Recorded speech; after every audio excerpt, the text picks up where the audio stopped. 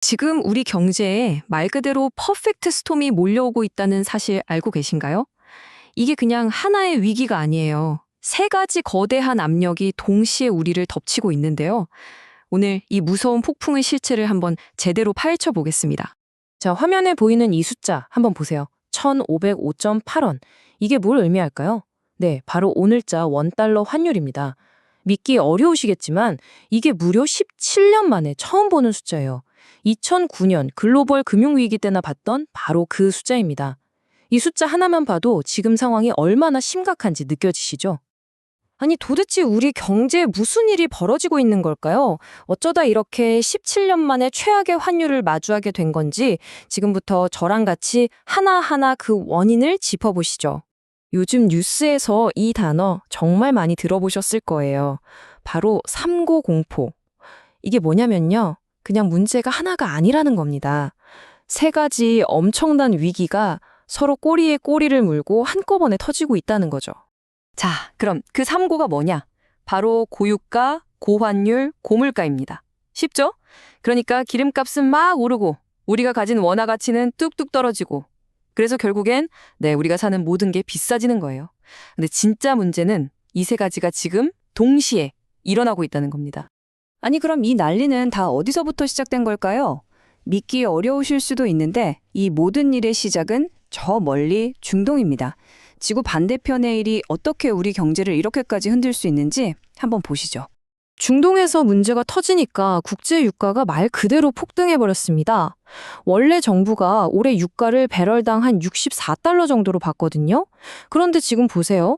브렌트유는 90달러를 훌쩍 넘었고 우리가 주로 쓰는 두바이유는 이미 100달러를 넘어섰어요.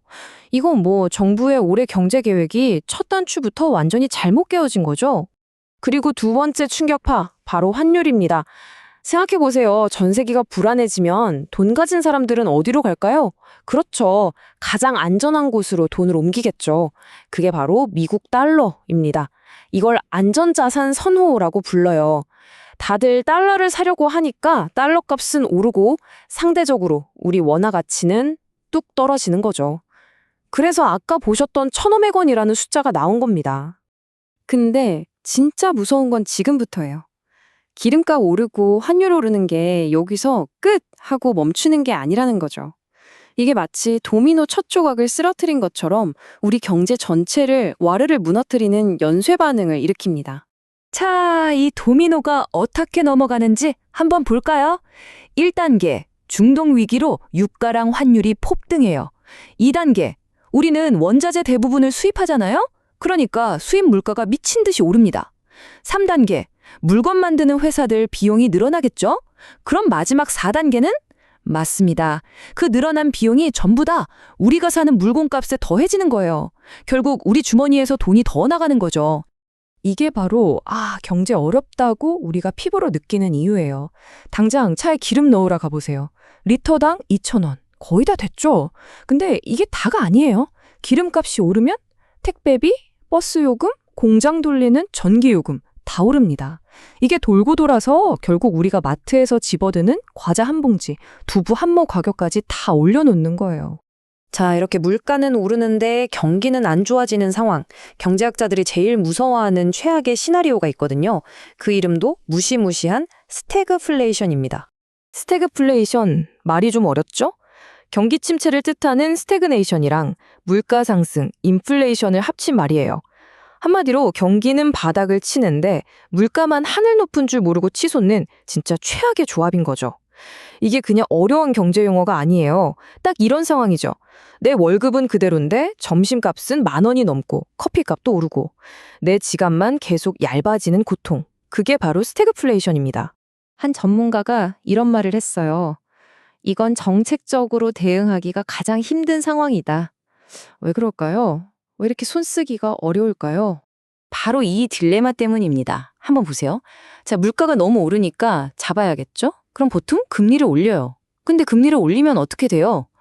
당장 우리 대출 이자가 올라가고 회사들은 돈 빌리기 어려우니까 투자를 줄이고 그럼 경기는 더 나빠지겠죠? 알았어. 그럼 반대로 경기를 살리려고 금리를 내려볼까요? 그럼 또 무슨 일이 생길까요?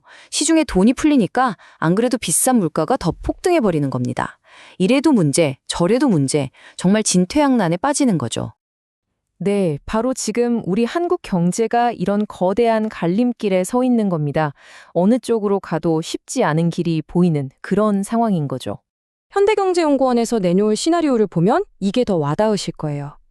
자, 좀 비관적으로 봐서 유가가 $100 정도라고 쳐요. 그럼 우리 경제 성장률은 0.3% 깎이고 물가는 1.1%나 더 오릅니다. 그런데 만약에 최악의 상황, 유가가 $150까지 가는 오일 쇼크가 온다? 그럼 성장률은 0.8%나 주저앉고 물가는 2.9%, 거의 3% 가까이 폭등할 수 있다는 거예요.